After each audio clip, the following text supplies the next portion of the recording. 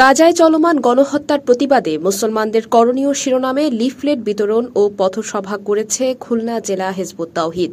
আজ মঙ্গলবার সকাল ৯টার দিকে খুলনা বিশ্ববিদ্যালয় গেট থেকে শুরু করে খুলনা সিটি গুরুত্বপূর্ণ মোড় প্রদক্ষিণ করে সোনাডাঙ্গা বাসস্ট্যান্ডে এসে সংক্ষিপ্ত বক্তব্যের মধ্য দিয়ে গণসংযোগ কর্মসূচি সমাপ্ত হয়।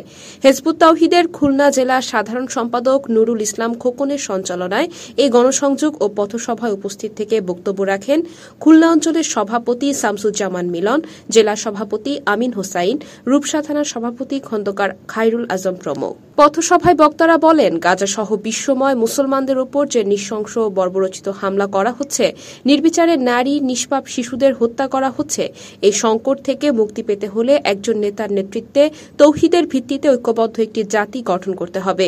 এছাড়াও বক্তারা বলেন, বাংলাদেশের মুসলমানরা যখন ঈদের আনন্দ করছে, নামাজ রোজা করছে, ব্যবসা বাণিজ্য করছে, অফিস আদালতে কাজ করছে, ঠিক সেই মুহূর্তে আমাদের থেকে মাত্র ৬,০০০ কিলোমিটার দূরে পবিত্র আরব ভূমির ফিলিস্তিনি মুসলমানদের জীবনে যেন মহাপ্রলয় নেমে এসেছে। ১৯৪৮ সাল থেকে শুরু হয়ে আজ পর্যন্ত ৭৫ বছরেরও বেশি সময় ধরে ফিলিস্তিনের মুসলমানরা ইসরায়েলি বাহিনী নির্যাতন, হামলা ও দখলদারিত্বের শিকার হয়ে আসছে। ২০২৩ সাল থেকে এই সহিংসতা আরো ভয়াবহ আকার ধারণ করেছে।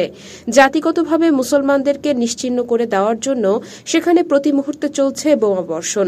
লক্ষ লক্ষ নিরাপদ মানুষ প্রাণ হারাচ্ছে। গত এক বছরে ৩৫ থেকে ৪০,০০০ শিশু ইতোমধ্যে প্রাণ হারিয়েছে। পরিস্থিতি এমন দাঁড়িয়েছে যে নিহতদের কবর দেওয়ারও লোক নেই। উদ্বাস্তু শিবিরে এক বোতল পানির জন্য ছুটে গেলে সেখানেও বোমা মেরে হত্যা করা হচ্ছে মানুষকে। এই সংকট থেকে মুক্তি পেতে হলে জাতির মধ্যে বিরাজিত সকল ফেরকা, মাযহাব, দলাদলি বাদ দিয়ে আমাদেরকে আল্লাহর তৌহিদের ভিত্তিতে ঐক্যবদ্ধ হতে হবে। এই ঘোষণা দিতে হবে যে আমরা আমাদের সামগ্রিক জীবনে আল্লাহ ছাড়া আর কারো দেওয়া জীবন ব্যবস্থা, হুকুম মানব না। হিজবুত তাওহীদের এমন উদ্যোগকে সাধুবাদ জানিয়েছে সাধারণ মানুষ।